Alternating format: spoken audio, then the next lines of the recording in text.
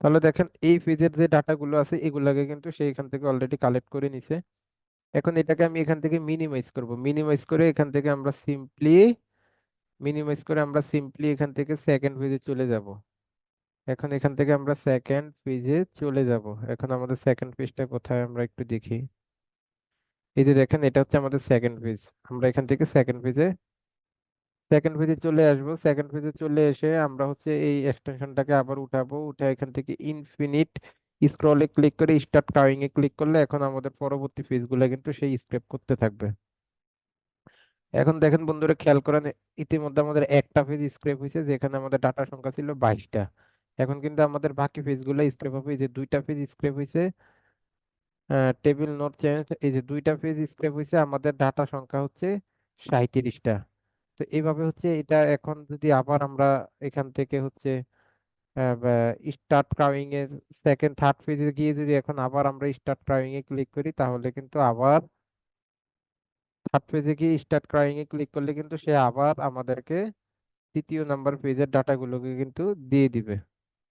দেখেন এখন কিন্তু সে আমাদেরকে 3 নাম্বার পেজের ডাটাগুলো দিয়ে দিবে। অর্থাৎ এইভাবে আপনার যে কয়টা পেজ আছে, এই কয়টা পেজ মানে যতগুলা ডাটা আপনার দরকার হবে ততগুলা ডাটাকে আপনি এইভাবে ধরায়া এখান থেকে নিতে পারবেন। নেওয়ার পরে বন্ধুরা এখন আপনার এই এক্সটেনশনের যে এইটা আছে, ইন্টারফেসটা আছে, সেটাকে ম্যাক্সিমাইজ করেন। ম্যাক্সিমাইজ করে এখন আপনি হচ্ছে এটাকে হচ্ছে আপনি সিএসভি বা এক্সেলে এটাকে ডাউনলোড করবেন। তো আমি এটাকে এক্সেল ফাইলে এখান থেকে ডাউনলোড করে দিচ্ছি। এটা এখান থেকে কয়েক সেকেন্ডের মধ্যে ডাউনলোড হয়ে গেছে। এখন এটাকে আমি এখান থেকে ওপেন করব। এটাকে ইয়েস করে দিই।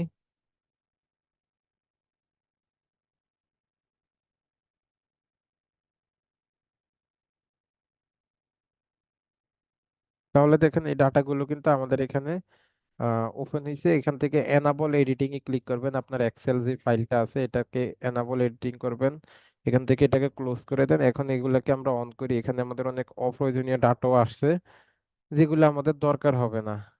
তাহলে দেখেন এটা কিন্তু আমাদের অপ্রয়োজনীয় একটা ডাটা, এটা দরকার হবে না, এখান থেকে ডিলিট করে দিব। আমরা দেখলেই বুঝবো যে কোনগুলো আমাদের প্রয়োজন। তো এটাও আমাদের দরকার হবে না, এটাকে আমরা ডিলিট করে দিচ্ছি।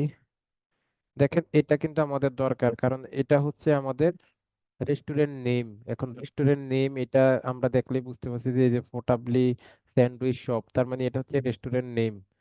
এখান থেকে মাঝখানে কয়েকটা ঘর ফাঁকা আছে, ফাঁকা ঘরগুলোকে আমরা ডিলিট করে দিব পরে। তাহলে দেখেন এখান থেকে এখন আমরা লিখবো যে রেস্টুরেন্ট নেম, রেস্টুরেন্ট নেম। তাহলে দেখেন এখান থেকে আমরা রেস্টুরেন্ট দিলাম।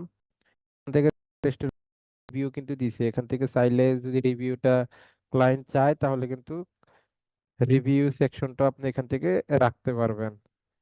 দেন হচ্ছে এখানে রিভিউ সংখ্যাটা দিছে, এত কিছু আমাদের দরকার হবে না, এটাকে আমরা ডিলিট করে দেই। দেন হচ্ছে এটা আমাদের কি দেখি, এটাও আমাদের একটা সোর্স ইউআরএল, এটাও আমাদের দরকার হবে না, এটাকেও ডিলিট করে দিচ্ছি।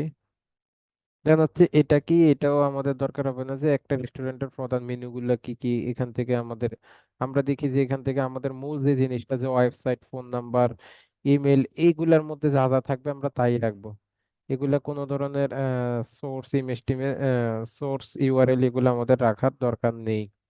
এখান থেকে রেস্টুরেন্টের কোনো ক্যাটাগরি দিছে, ফুড ক্যাটাগরি দিয়ে দিছে।